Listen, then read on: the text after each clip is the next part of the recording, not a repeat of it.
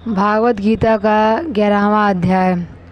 अर्जुन ने कहा, हे भगवान, मुझ पर कृपा करके अत्यंत गुप्त अध्यात्मक विषयक वचन जो आपने कहे उनसे मेरा मोह दूर हो गया।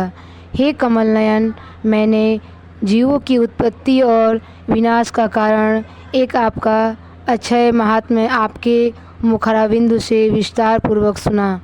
आपने जैसे अपने रूप का वर्णन किया वह आपका रूप देखने की मेरी इच्छा है। हे योगेश्वर, हे मधुसूदन, आप यदि मुझे उसके देखने योग्य समझे तो आप अपना वह अव्यय रूप मुझे दिखाइए। भगवान जी ने कहा, हे पार्थ, नाना प्रकार के, नाना वर्ण के और नाना आकारों के मेरे सत सत सहस्त्र सहस्त्र दिव्य रूप को देखो। हे भारत, तुम वसु रुक्ष अश्विनी कुमार मरुदगण और जो पहले कभी ने देखे थे ऐसे मेरे आश्चर्यमय रूप देखो।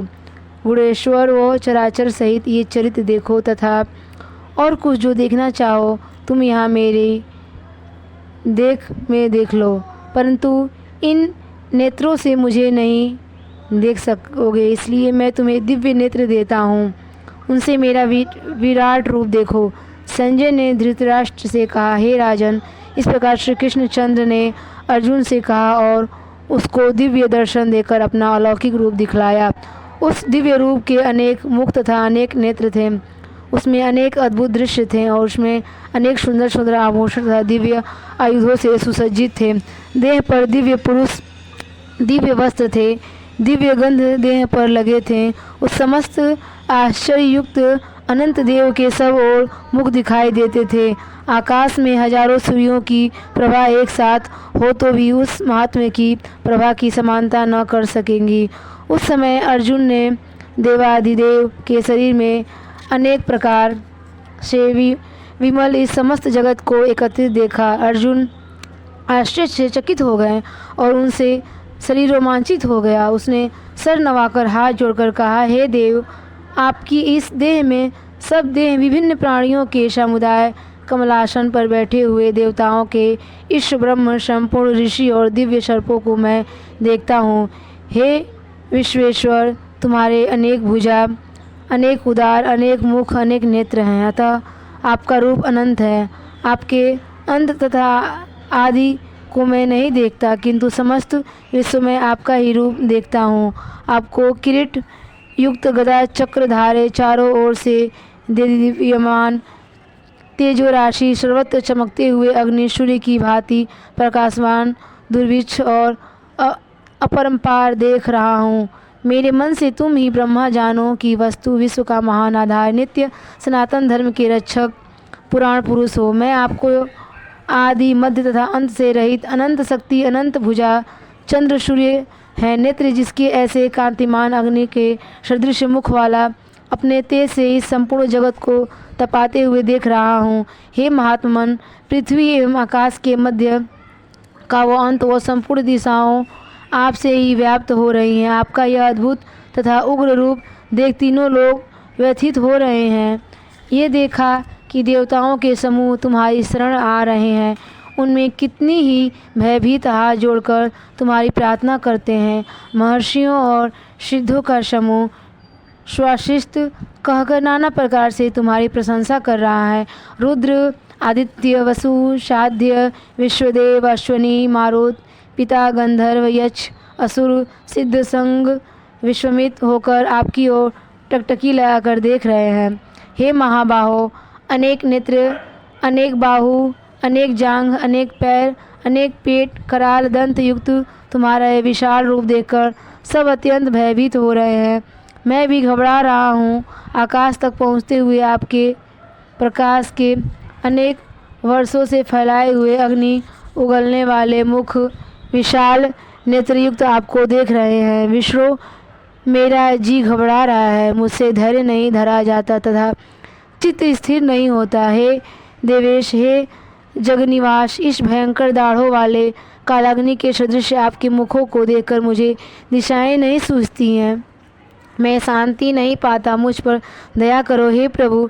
धृतराष्ट्र के दुर्योधनादिक पुत्र अपने साथ अनेक राजाओं सहित तथा भीष्म, द्रोण, कर्ण तथा हमारी ओर से मुख्य मुख्य योद्धा बड़ी बड़ी दाढ़ों से युक्त आपके विकराल मुख में शीघ्रता से प्रवेश कर रहे हैं तथा उनसे आपके ही लोग आपके दांतों में दबकर ऐसे दिखाई देते हैं मानो उनका शरीर चूर्ण हो गया हो। जैसे नदियों की अनेक धाराएं जब समुद्र की ओर बहती हैं, वैसे ये मनुष्य लोक के वीर आपके प्रज्वलित मुखों में प्रवेश कर रहे हैं। जैसे अग्नि में पतंगे गिरती हैं, वैसे ही वे लोग अपने नाश के लिए अपने मुख में ही बड़ी तेजी से प्रवेश कर रहे हैं। हे विष्णु, जलते मुखों के चारों ओर से बस वीरों को निकल कर आप ओंठ चाट रहे हैं। आपकी तीक्ष्ण प्रभाएं समस्त संसार को तेज से व्याप्त कर रही हैं।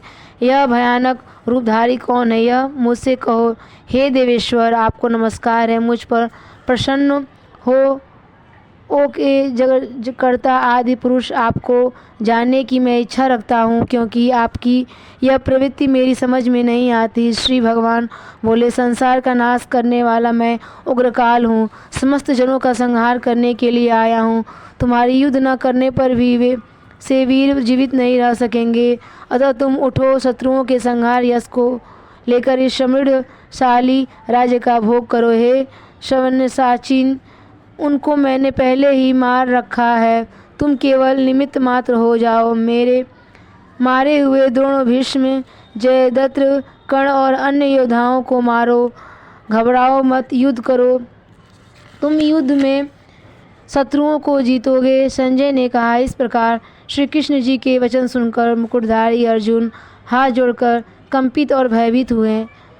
सनाष्टांग प्रणाम कर नम्रतापूर्वक कहने लगे, हे ऋषिकेश, आपके गुणगान करने से संसार प्रसन्न है, प्रेम मग्न हो रहा है। राक्षस डरकर दिशाओं की ओर भागते हैं तथा सिद्ध पुरुष आपको नमस्कार करते हैं। हे महात्मन, हे अनंत, हे देवादिदेव, हे जगन्निवास, आप ब्रह्मा से भी श्रेष्ठ हो। आपको देवता क्यों न नमस्कार करे। व्यक्त भी आप हो तथा अव्यक्त भी आप हो तथा इन दोनों से परे अक्षर भी आप हो। हे अनंत रूप, आप आदिदेव हो, पुरातन पुरुष हो, विश्व के परम आधार हो, ज्ञात तथा श्रेष्ठ हो, श्रेष्ठ स्थान आप हो, विश्व का विस्तार करने वाले आप हो।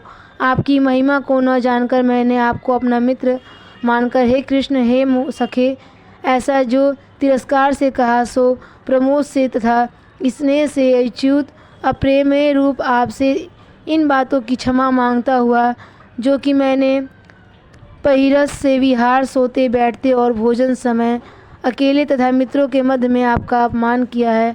आप इस स्थान जंगल रूप लोक के पिता, पूज्य और महान गुरु हो। त्रिलोकी में भी आपके समान कोई नहीं है। आपसे अधिक अतुल्य प्रभाव कहाँ से होगा।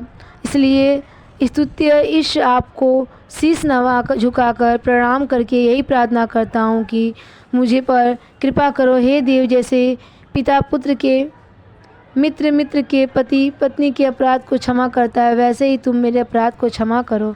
देव, जो पहले कभी नहीं देखा ऐसा आपका रूप देखकर मैं प्रसन्न हूँ, परंतु भय से मेरा मन व्याकुल है, इसलिए वही पहला रूप मुझे दिखाओ तथा देवेश, हे जगनिवास, आप प्रसन्न हो जाओ। हे सहस्त्रबाहु, हे विश्वमूर्ति, मैं फिर आपको वही किरीट, गदा और हाथ में चक्र धारण किए हुए देखना चाहता हूँ। श्री कृष्ण भगवान ने कहा, हे अर्जुन, मैंने प्रसन्न होकर यह तेजोमय अनंत आद्य विश्व रूप अपने योग के प्रभाव से तुमको दिखलाया है, जिसको तुम्हारे अतिरिक्त इससे पहले किसी ने नहीं देखा था। मेरा ऐसा भयानक रूप देखकर तुम व्याकुल हो और मूढ़ न हो। भय त्याग प्रसन्नचित्त होकर फिर तुम मेरा वही रूप देखो। संजय ने कहा। इतना कहकर श्री कृष्ण ने फिर शत्रुभुज और सौम्य रूप धारण कर लिया। श्री कृष्ण ने अर्जुन से कहा, हे जनार्दन, आपके इस सौम्य दिव्य मंगल रूप को देखकर मैं प्रसन्नचित्त हो ईश्वरता को प्राप्त हुआ। श्री कृष्ण बोले, हे पार्थ, मेरा जो विश्वरूप तुमने देखा है, इसका दर्शन संभव नहीं है।